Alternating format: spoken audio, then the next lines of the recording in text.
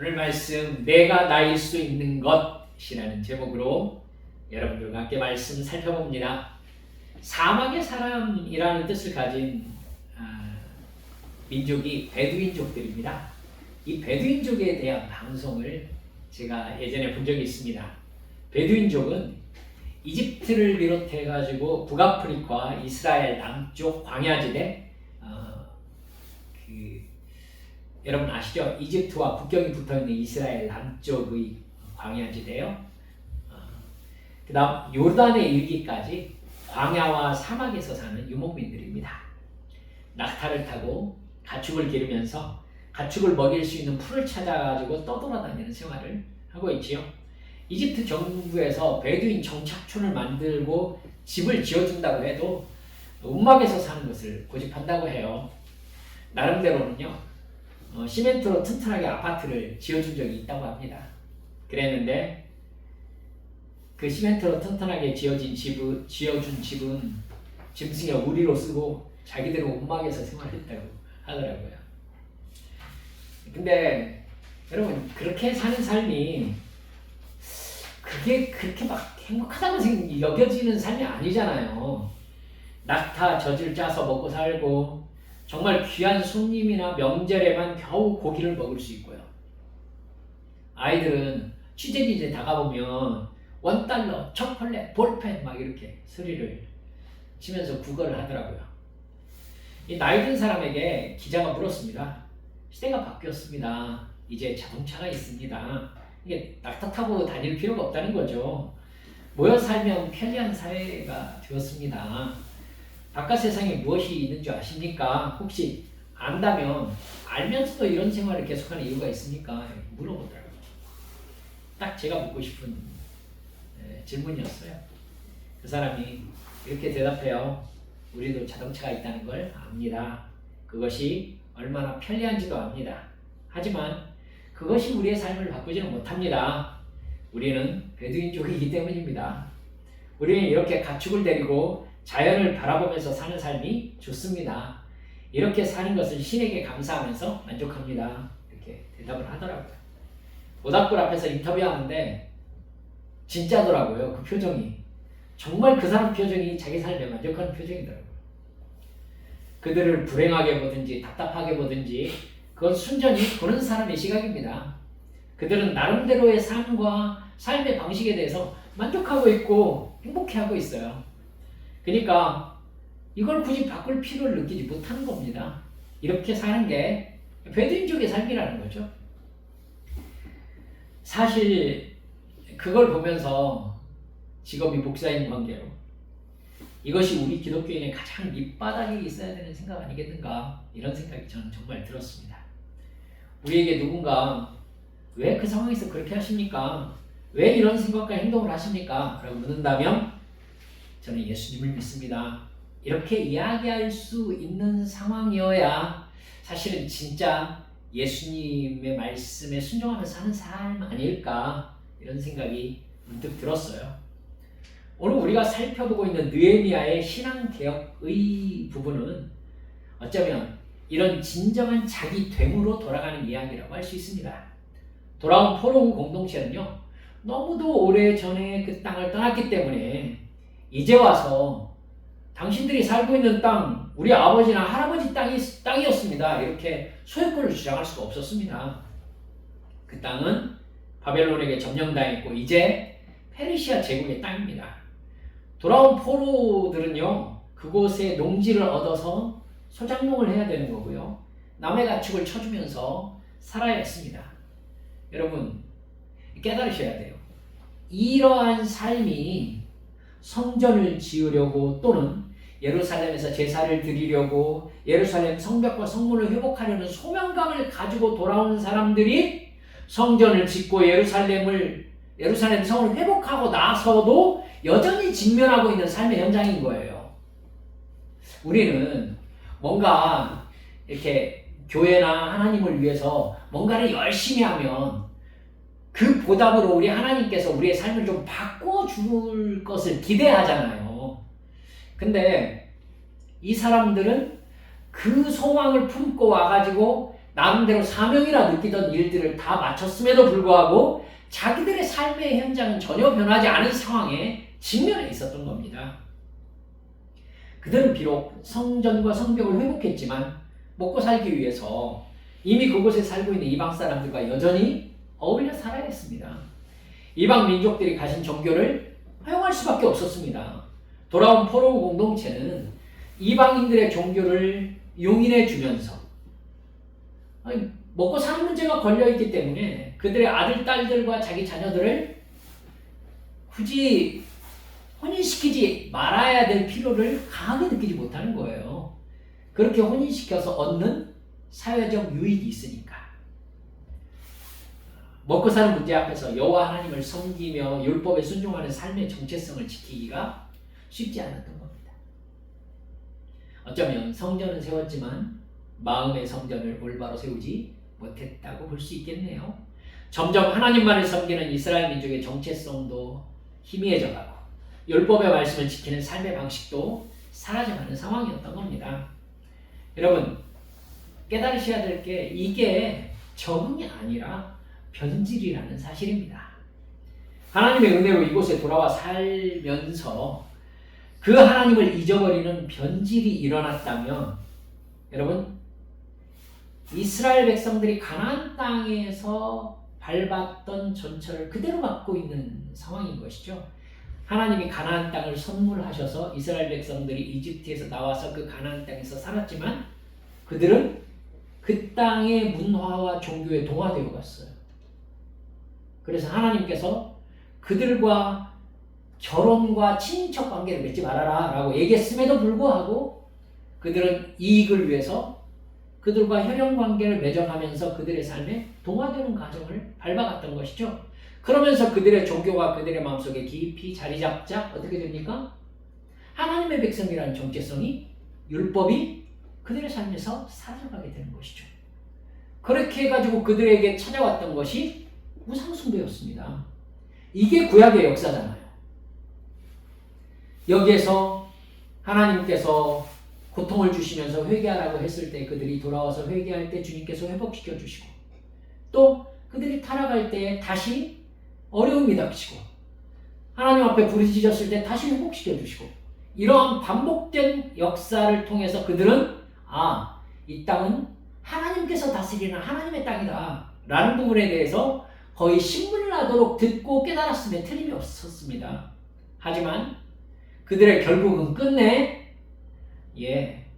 그 땅에서 하나님의 나라를 이루는데 실패하잖아요. 그래서 결국은 하나님께서 바벨론에 그들을 멸망시키시고 이 땅에 하나님의 뜻을 따라 하나님의 법을 지키며 살아야 되는 하나님의 땅인 것을 명확하게 알려주시거든요. 여러분, 하나님이 주신 정체성을 잃어버리고 하나님을 버렸을 때 하나님께서는 그들을 이방인에게 넘기셨습니다. 여러분, 이 구약 전체의 역사가 여러분 돌아온 포로우 공동체에게 짧은 시간이지만 반복되려는 찰나에 있음을 여러분 살펴볼 수 있는 겁니다. 그 징계에서 돌아온 그들이 또다시 가난하고 힘든 상황에서 먹고 사는 문제에 자기 정체성을 팔고 있다라는 부분이 이제 문제가 되기 시작했던 거예요. 근데 하나님께서 그들을 긍휼히 여기셨습니다. 돌아온 포로우 공동체의 삶을 온전히 하나님의 백성으로 거듭나게 하시려고 하나님께서 우리가 지난 시간 동안 계속 살펴보았던 7월 첫날 나팔절부터 하나님의 말씀을 사모하도록 이끄신 겁니다. 여러분, 우리의 삶에서도 그래요. 하나님께서요, 얘야 예배에 나가라, 얘야 기도해라, 얘야 이렇게 하는 게 옳다, 이렇게 우리 마음속에 깨달음 주시고 마음속에 강한 열망을 주시는 것은요, 하나님께서 하나님의 백성답게 우리를 회복시키셔서 하나님이 주시는 복을 누리게 하시기 위해서입니다. 우리에게 그렇게 하시고 싶으셔서요. 이스라엘 백성들 돌아온 포로우 공동체에게도 하나님께서 그렇게 하고 싶으셨던 겁니다. 그래서 그들은 첫날부터 말씀을 들었고, 말씀을 들은 그들은 하나님 앞에 애통하며 회개했고, 초막절까지 온전히 하나님께 바치면서 하나님께 감사를 드리고 이웃을 사랑하는 공동체성을 회복하는 것을 볼 수 있습니다. 그리고 초복절이 지난 24일에는 모든 포로우 공동체가 다시 모여서 자신들의 죄와 조상들의 죄까지 회개하며 자복하는 민족적인 회개운동을 전개하는 걸 볼 수 있어요. 그야말로 10월, 우리들의 달력으로는 9월에서 10월까지 걸쳐있는 이 한 달 내내 하나님 앞에 모여서 말씀을 듣고 깨닫고 회개하고 하나님의 백성으로서의 자기 정체성을 회복하는 민족적 회개운동을 일으켰던 것입니다. 그리고 오늘 우리가 읽은 본문에 회개운동 뒤에 그들이 결단한 내용이 적혀 있어요. 28절부터 보면은 모든 이방인들과 절교한다 라는 내용이 시작되고 있습니다. 우리 아들과 딸을 이방인들과 결혼시키지 않겠다는 것입니다. 그리고 31절 보세요. 혹시 이 땅 백성이 안식일에 물품이나 온갖 곡물을 가져다가 팔려고 할지라도 우리는 안식일이나 성일에는 그들에게 사지 않겠고 일곱째 해마다 땅을 쉬게 하고 모든 빚을 탕감하리라. 율법을 지키는 하나님의 백성의 정체성을 회복하겠다고 결단한 것입니다. 여러분, 성경에서요 선지자들을 통해서 바벨론의 포로로 끌려갔던 그 70년의 시간을 가나안 땅이 안식했던 시간으로 해석하고 있는 거 여러분 기억하고 계시죠? 여러분, 가나안 땅이 안식했다라는 얘기는 가나안 땅이 이스라엘 백성들의 불순종과 하나님을 떠난 삶으로 말미암아 땅도 안식하지 못했다는 뜻이에요. 여러분, 그렇다면 그들이 왕정시대 동안에 7년의 안식년, 50년의 희년, 하나님께서 정한 율법을 지키지 않으면서 살았다라는 것을 알 수 있습니다. 여러분, 선지자들이 그 부분에 대해서 땅의 안식으로 이스라엘 백성들의 포로됨을 해석하고 있는 것을 그들이 깨달았을 때 그들이 진짜 심각하게 지켜야 될 것이 무엇임을 깨달은 거예요. 7년마다 땅을 쉬게 하리라. 이렇게 나온 겁니다. 그러니까 그들은 하나님의 말씀에 순종하는 것이 안식일을 지키고 안식년을 지키는 것으로부터 시작된다라는 부분에 대해서 깊이 깨달은 것입니다. 사실 이거 심각한 결정인 거 아시겠죠? 이방인들과 절교하고 안식일을 지키고 안식년을 지키겠다. 자기들이 이곳에서 먹고 살기 위해서 이곳에서 살던 이방 사람들과 타협했던 모든 것들을 취소한다는 뜻입니다. 즉 이제 자기들은 먹고 살기 위해서 자기의 하나님의 백성된 정체성을 타협하는 일을 하지 않겠다는 거예요. 지금까지 자기들에게 가장 중요한 일은 어떻게 먹고 살까의 문제였거든요. 근데 이제부터는 자기 삶의 가장 우선순위를 어떻게 두겠다고요?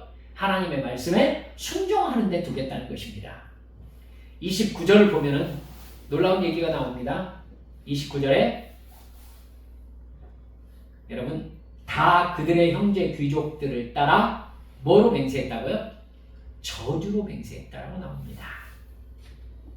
우리가 하나님의 종 모세를 통하여 주신 하나님의 율법을 따라 우리 주 여호와의 모든 계명과 규례와 율례를 지켜 행할 것이다. 이걸 따르지 않을 때에는 어떻게 하겠다고요? 여러분, 하나님께서 자기들을 저주하실지어다 라고 맹세했다는 겁니다. 저주로 맹세했다는 얘기거든요. 그러니까 하나님께서 이 율법을 지키지 않음으로 우리에게 징계를 주시거나 저주하실 때 그것은 하나님의 선하심으로 알겠다라는 맹세인 겁니다.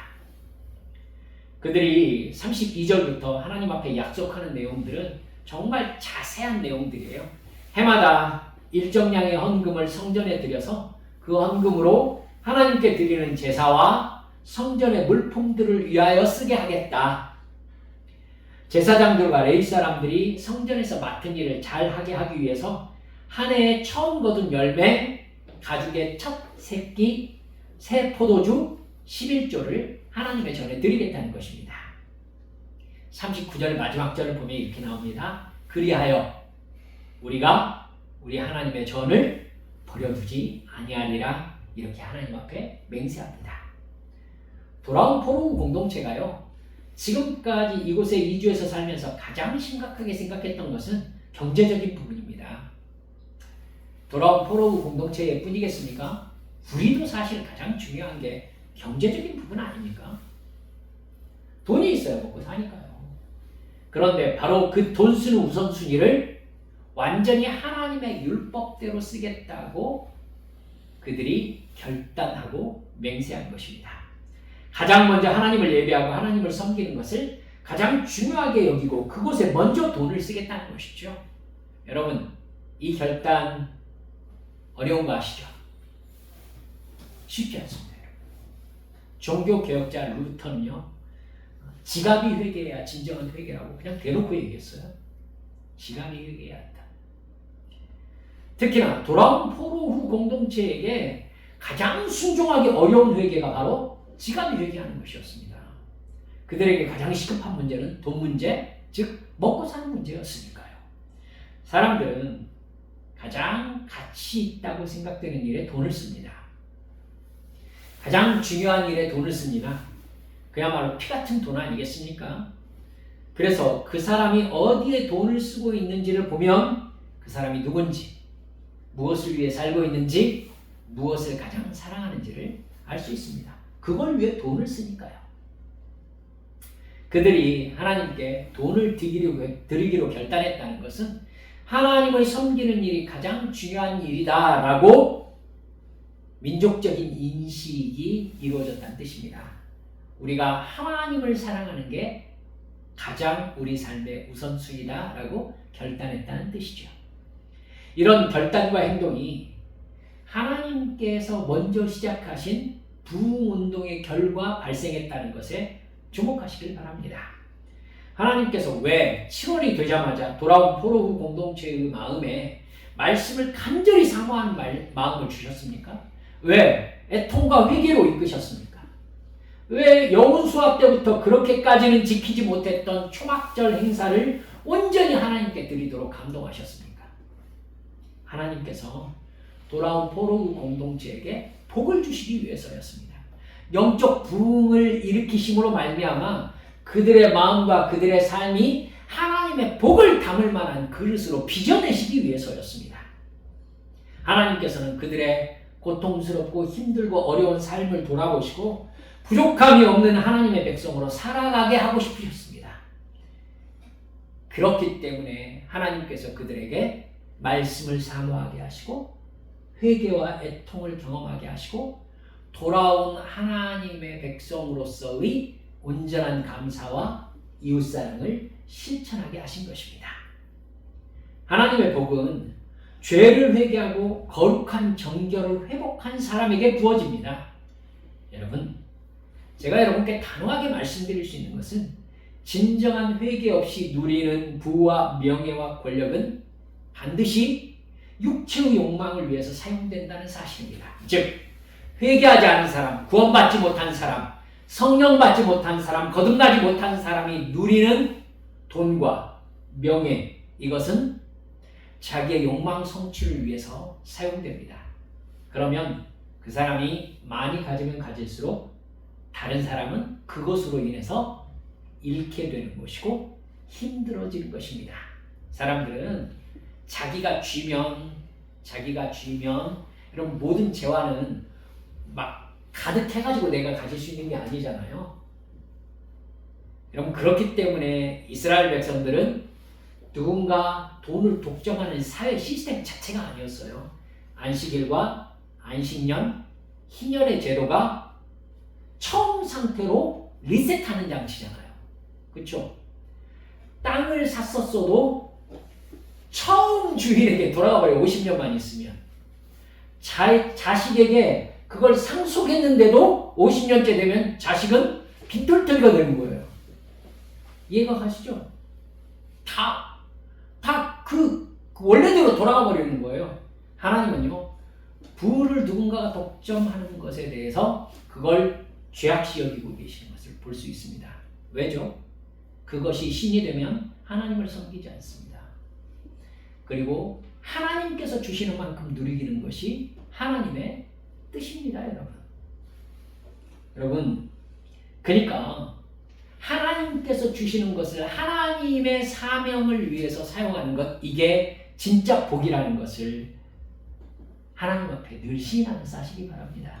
하나님 없이 내가 가지는 돈은요, 그건 나의 욕심을 위해서 사용되고 그만큼 여러분 다른 사람은 그걸 나의 소유를 위해서 놓아야 되는 상황이 되는 거예요. 하나님이 복을 주실 때에는 반드시 말씀을 사모하게 하시고 애통하며 회개하게 하심으로 죄사함을 베푸셔서 거룩하고 정결하게 만드십니다. 그리고 하나님께서 마음껏 복을 주시는 거예요. 근데 그렇게 내가 하나님께 받은 사람은 이것이 하나님의 것이라고 생각하고 있기 때문에 여러분 그것으로 하나님을 섬기고 이웃을 사랑하는 데 사용합니다. 이게 사명이죠. 이 복을 받는 사람은 이 풍요를 하나님이 주셨다는 걸 인식합니다. 그리고 하나님께서 주신 이 복을 어떻게 사용해서 하나님의 뜻을 이룰 것인지, 하나님을 기쁘시게 해드릴 것인지를 생각합니다. 하나님께 영광을 돌려드릴 수 있는 방법이 무엇인지 생각하면서 성령의 감동하심을 구하는 것이죠. 그리고 깨달아지는 곳에 하나님이 주신 돈을 아낌없이 사용합니다. 그런 순종을 보시면 하나님이 어떻게 하십니까? 여러분, 복의 선순환이 일어나는 거잖아요. 하나님께서 순종을 보시고 하나님은 그에게 더 많이 주십니다. 왜죠? 그에게 줄수록 하나님의 영광이 더욱 드러나고 더욱더 예수님의 복음이 증거되니까요. 이게 정말 축복된 삶이 아니겠습니까? 이게 2026년 우리가 받고 싶은, 받아야 될 복이 아닐까 생각합니다. 돌아온 포럼 공동체가 결단하는 것은 자기들이 하나님을 섬기는 하나님의 백성이라는 자기 정체성을 회복했으니까 그 회복한 정체성대로 살겠다는 약속입니다. 이 말씀이 우리에게 묻는 것은 이 질문입니다. 너는 하나님의 자녀라는 정체성을 나타내주는 무엇인가를 가지고 있는가? 여러분, 우리는 내가 하나님의 자녀요, 하나님의 구원받은 백성이라는 것을 나타내주는 그 어떤 것을 가지고 있습니까? 하나님께서 마음껏 우리에게 복을 주실 수 있는 믿음과 거룩이 준비되어 있습니까? 즉 우리는 진정으로 회개한 사람, 그래서 하나님의 사명에 나를 드린 사람이라는 것입니다. 하나님은 왜 우리에게 예배에 집중하라, 말씀을 사모하라, 기도하라, 감사하라, 순종하라 말씀하시겠습니까? 여러분 결국은요 복을 주시기 위해서입니다. 여러분 이제 성경 읽기 진도가 나가 있습니다만 신명기 쭉 가면서 보십시오. 내가 너희들에게 복을 줄 거다. 거기에서 내가 때에 따라 이른 비와 늦은 비를 너희에게 줄 것이다. 여러분 이른 비와 늦은 비를 주신다는 것 흉년으로 고통받지 않게 하겠다는 얘기잖아요. 하나님께서 우리에게 풍족함을 허락하실 것이다. 여러분 하나님께서 신명기 보시면은 쭉 이스라엘 백성들에게 그렇게 복을 주시겠다는 말씀을 많이 하세요. 여러분 그렇게 많은 복을 줄 테니 너희들은 뭘 해라? 하나님의 말씀대로 순종해라. 너무 간단해요. 너희가 순종하면 내가 이렇게 너희에게 복을 주겠다. 사랑하는 여러분들, 이 말씀을 믿는 사람들은 순종해서 복 받지 않겠습니까? 여러분들께 예배에 집중해라. 하나님 앞에 나와서 하나님 말씀을 들어라. 그 말씀에 순종하며 기도로 깨어 있어라. 왜 그렇습니까? 우리에게 복을 주시고 우리를 구원의 길로 가게 하시기 위해서입니다. 하나님과의 사랑의 관계에서 행복을 누리게 하시기 위해서입니다. 근데 그걸 못하겠다는 거예요. 이스라엘 백성들처럼. 여러분 그러면 하나님께서 어쩔 수가 없어요. 전능하신 하나님이심에도 불구하고 그러면 네가 생각한 대로 살아보든지. 여러분 이제 아실 겁니다. 그게 뭡니까? 선악과를 따먹고 내가 내 삶을 살겠다는 뜻입니다. 여러분 아담은 선택해야 했잖아요. 선악과를 따먹고 내가 내 마음대로 살 것이냐, 선악과를 따먹지 않고 하나님과의 관계 안에서 하나님의 말씀을 순종하며 살 것이냐. 여러분 아담은 하나님과의 관계를 거절하고 선악과를 따먹고 내가 내 삶대로 살겠다는 것입니다. 행복했습니까? 그럼 그렇게 살아보든가.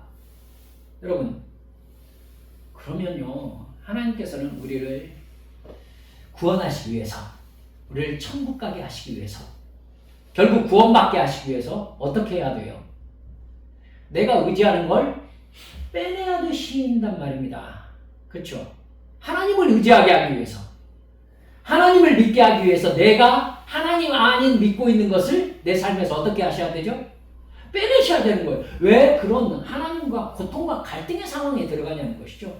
하나님은 어차피 우리를 구원하셔야 되기 때문에 우리가 믿고 의지하는 것을 결국은 하나님이 아니라면 무너뜨리셔야 되는 거예요. 그래야 우리 영혼이 구원받지 않겠습니까? 여러분, 만약에 내가 하나님이 아닌데 내가 무엇인가를 믿고 의지하면서 살아가고 있다고 해보십시다. 근데 하나님 내버려 두세요. 그게 무슨 증상입니까? 대답 안 하실 거죠. 여러분, 그게 버림이에요. 버림.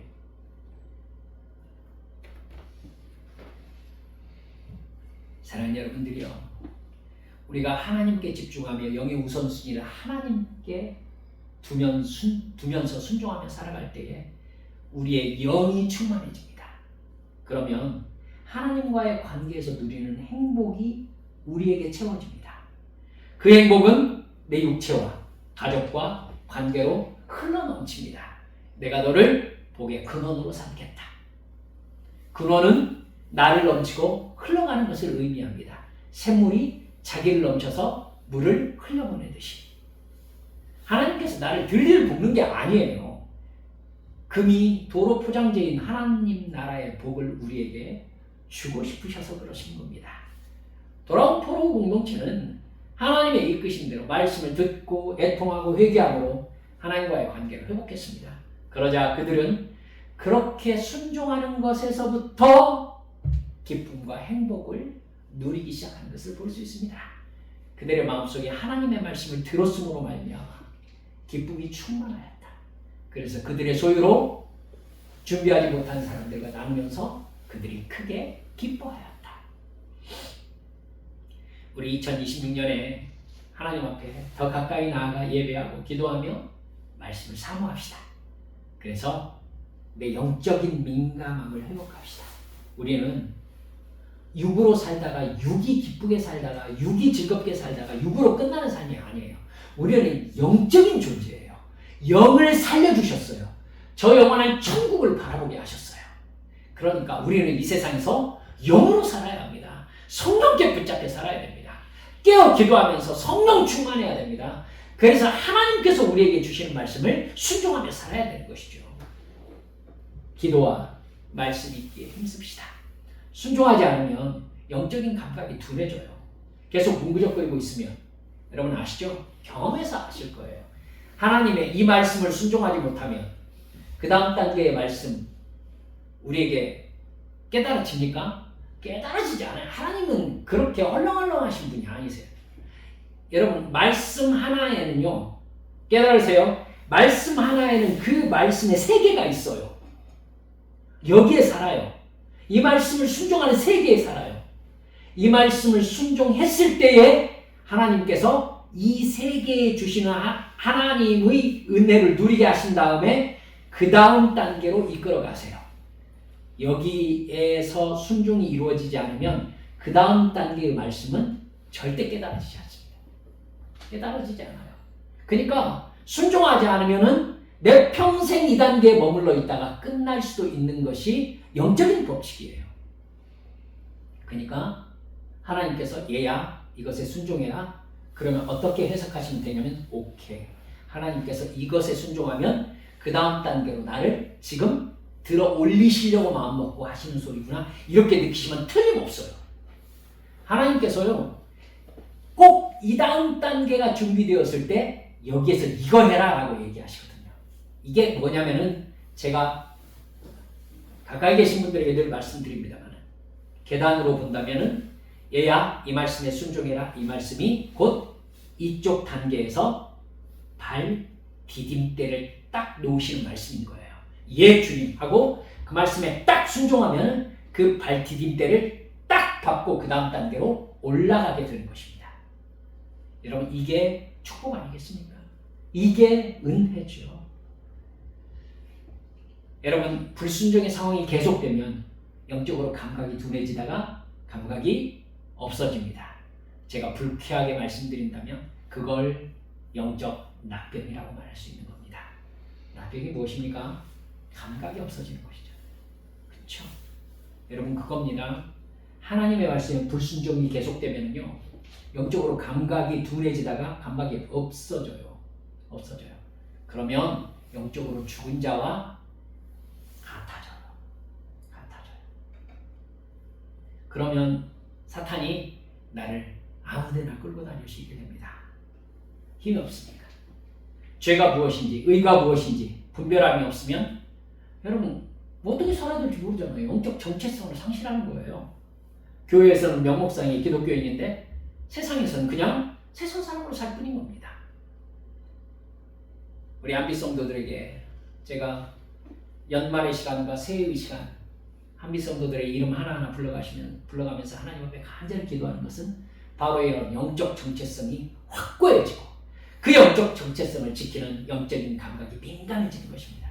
하나님 앞에 제가 매일 간절히 구하고 있습니다. 여러분, 성경 읽읍시다. 기도하십시다. 그리고 주님께서 깨닫게 하신 말씀 순종하십시다. 이게 우선이 돼야 돼요. 이게 예수 믿는 사람은 복의 발디딤판이에요. 하나님께서 이게 바로 복의 그릇으로 준비되는 것입니다. 여러분, 이게 준비되었을 때 하나님께서 나를 통하여 일하실 수 있게 됩니다. 나 혼자 터덕거리고 있는데 무슨 일을 할 수 있어요? 나를 채우시고 하나님께서 나를 통하여 다른 사람을 구원하셔야 되잖아요. 그러니까 기도하고 순종하며 나아갈 때 하나님께서 나를 통하여 당신의 영광 받으실 일을 성취하시는 겁니다. 그것을 위해서 우리에게 필요한 것을 또한 주시는 것이죠. 이 축복이 거룩과 정결을 사모한 우리 한빛 성도들에게 충만한 2026년 되시기를 주 예수님의 이름으로 축원합니다. 우리 함께 기도하십시오. 이 시간 기도하시면서요,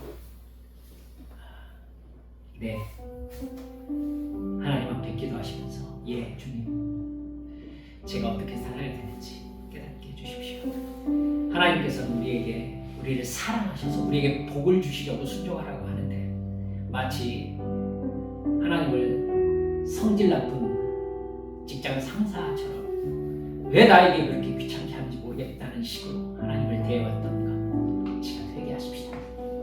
주님, 우리 하나님께서 우리에게 주신 그 은혜, 나를 복되게 하시고 나에게 마침내 하나님과의 관계 안에 있는 충만한 행복을 누리게 하기 위함임을 언제나 잊지 않고, 예, 그렇죠, 선악과를 왜 따먹지 말라고 그래요? 하나님과 진정한 사랑을 누리며 살라고 그렇게 말씀하시는 것인데, 사탄은 하나님이 이기적인 마음으로 나를 당신 좋게 하려고 그렇게 하라고 한다고 오해하게 하잖아요. 사탄의 마음, 욕심의 생각 다 내버리고 나를 행복하게 하시려는 하나님의 말씀에 순종함으로 말미암아 그 은혜 안에 있는 기쁨과 행복을 누리는 2026년 되게 해달라고 하나님 앞에 함께 통성으로 기도하시겠습니다. 아버지 하나님 감사합니다. 할렐루야.